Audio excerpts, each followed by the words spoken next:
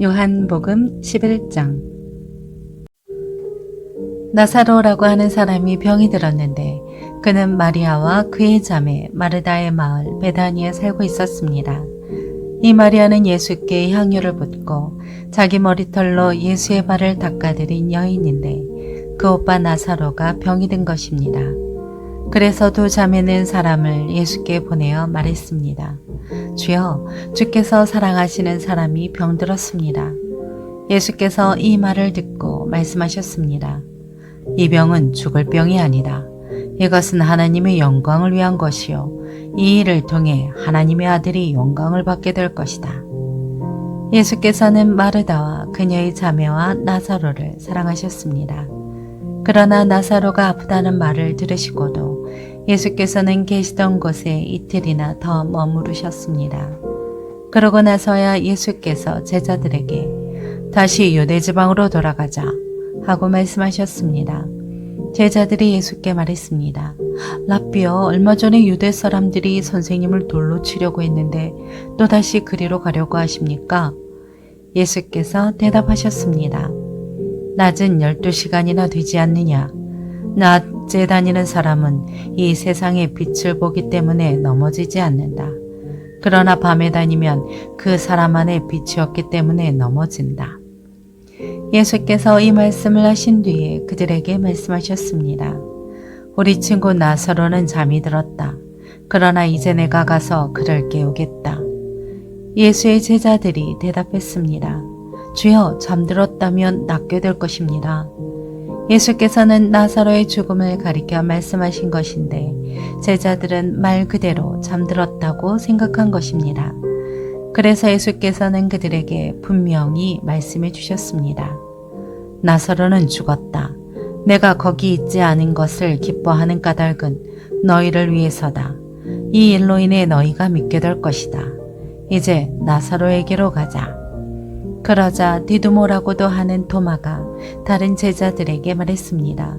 우리도 주와 함께 죽으러 가자.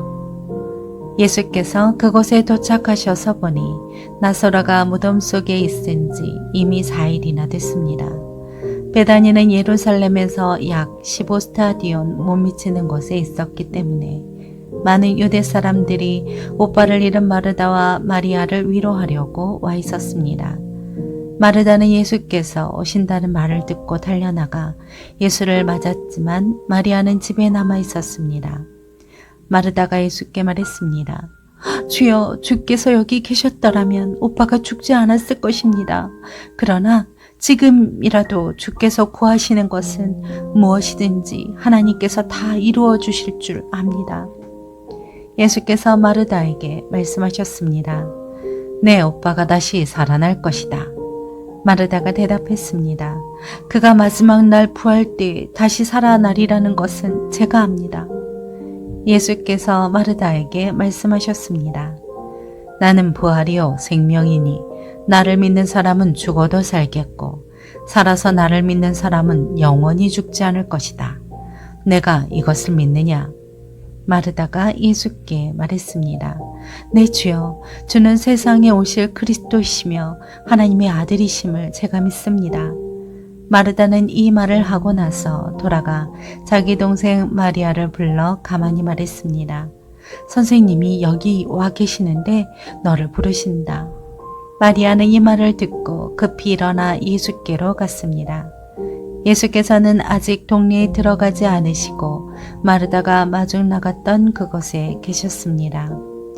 마리아와 함께 집안에 있으면서 그녀를 위로하던 유대 사람들은 마리아가 벌떡 일어나 나가는 것을 보고 통곡하러 무덤에 가는 줄 알고 따라 나섰습니다.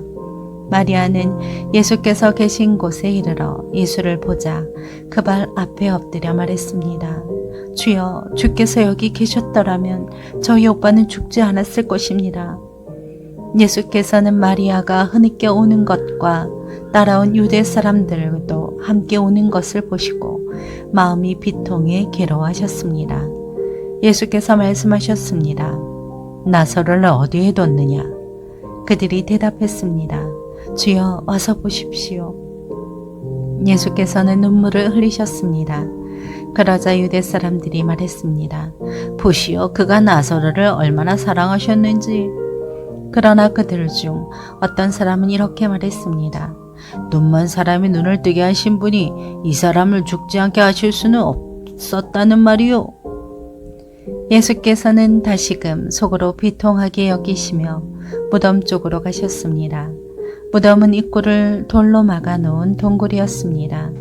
예수께서 말씀하셨습니다. 돌을 옮겨 놓아라. 죽은 사람의 누이 마르다가 말했습니다.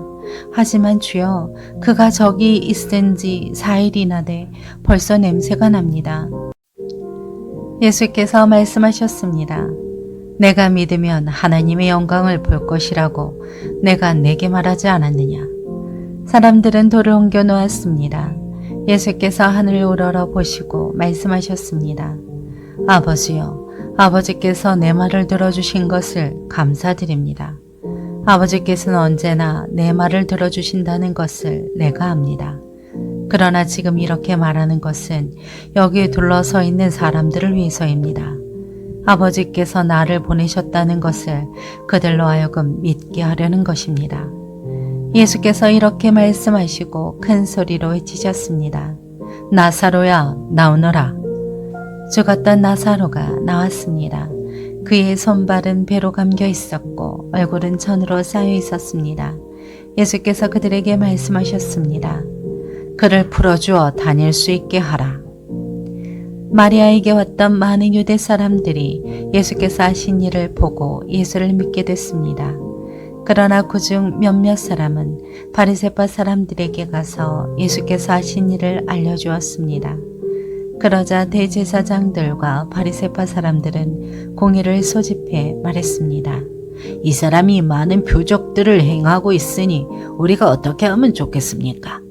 만약 이대로 내버려 두었다가는 모든 사람이 그를 믿게 될 것입니다.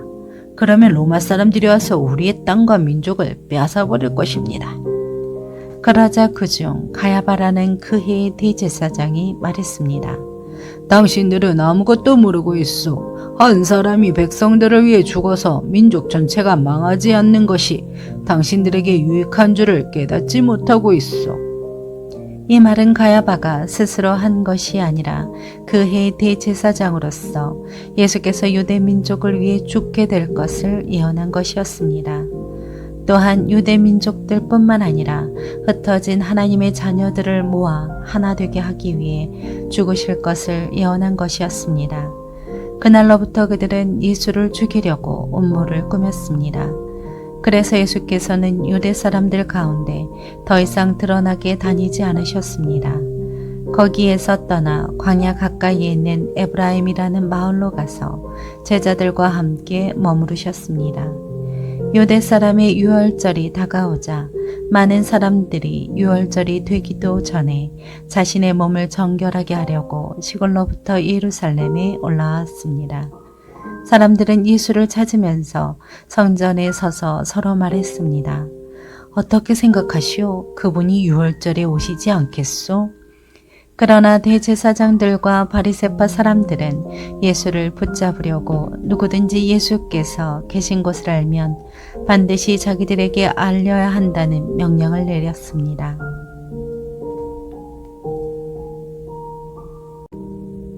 요한복음 12장. 유월절이 시작되기 6일 전에 예수께서 베다니에 도착하셨습니다. 그곳은 예수께서 죽은 사람 가운데서 다시 살리신 나사로가 사는 곳이었습니다. 그곳에서 예수를 위해 잔치를 베풀었습니다. 마르다는 음식을 날랐고 나사로는 예수와 함께 음식을 먹고 있는 사람들 가운데 함께 있었습니다.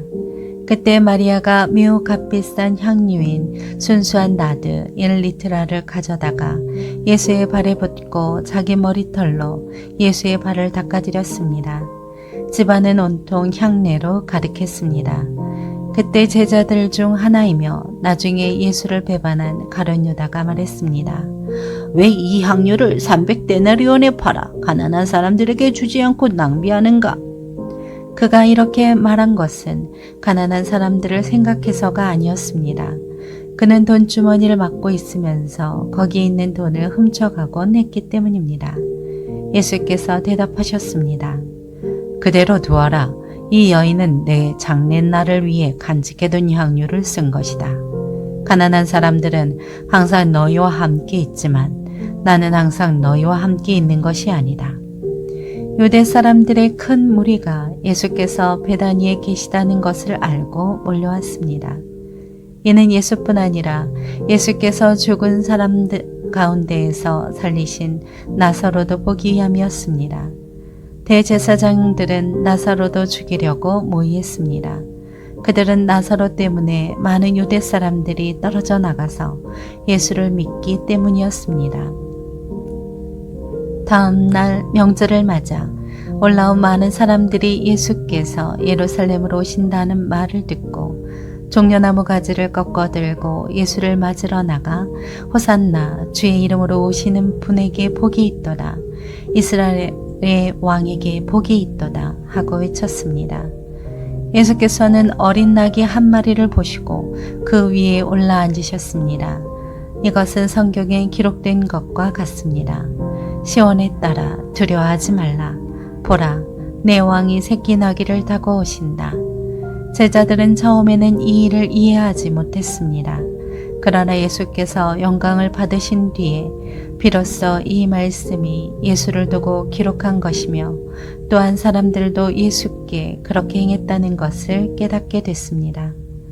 또 예수께서 나사로를 무덤에서 불러내 죽은 사람 가운데에서 살리셨을 때 함께 있던 사람들이 그 일을 증언했습니다. 이처럼 무리가 예수를 맞으러 나온 까닭은 예수께서 이런 표적을 행하셨단 말을 들었기 때문이었습니다. 그러자 바리새파 사람들이 서로 말했습니다. 보시오, 온 세상이 예수를 따르고 있으니 이제 할 수 있는 것이 없지 않소. 명절에 예배드리기 위해 올라온 사람들 중에 그리스 사람들도 있었습니다. 그들은 갈릴리 베세다 출신인 빌립에게 와서 간청했습니다. 선생님, 우리가 예수를 뵙고 싶습니다. 빌립은 안드레에게 가서 말했습니다. 이어 안드레와 빌립이 함께 예수께 말했습니다. 예수께서 대답하셨습니다. 인자가 영광 받아야 할 때가 왔다. 내가 진실로 진실로 너희에게 말한다. 밀알 하나가 땅에 떨어져 죽지 않으면 한 알 그대로 있고 죽으면 많은 열매를 맺게 된다. 자기 생명을 사랑하는 사람은 잃을 것이요. 이 세상에서 자기 생명을 미워하는 사람은 영원히 그 생명을 보존할 것이다. 누구든지 나를 섬기려면 나를 따라야 한다. 내가 있는 곳에 나를 섬기는 사람도 함께 있을 것이다. 누구든지 나를 섬기면 내 아버지께서 그를 귀하게 여기실 것이다. 지금 내 마음이 몹시 괴로우니 내가 무슨 말을 하겠느냐. 아버지여, 내가 이 시간을 벗어날 수 있게 해주십시오. 하겠느냐? 아니다. 나는 바로 이 일 때문에 이때 왔다. 아버지여, 아버지의 이름을 영광스럽게 하소서. 바로 그때 하늘에서 소리가 들려왔습니다. 내가 이미 영광스럽게 했다. 다시 영광스럽게 할 것이다. 곁에 서서 그 소리를 들은 사람들은 천둥이 쳤다고 말했습니다. 다른 사람들은 천사가 예수께 말했다라고도 했습니다. 예수께서 말씀하셨습니다. 이 소리가 난 것은 나를 위한 것이 아니라 너희를 위한 것이다. 이제 세상을 심판할 때니 이 세상의 통치자가 쫓겨날 것이다. 그러나 내가 이 땅에서 들려 올라갈 때 나는 모든 사람들을 내게로 이끌 것이다. 예수께서 이렇게 말씀하신 것은 자신이 어떤 죽임을 당할 것인지 암시하려고 하신 말씀입니다.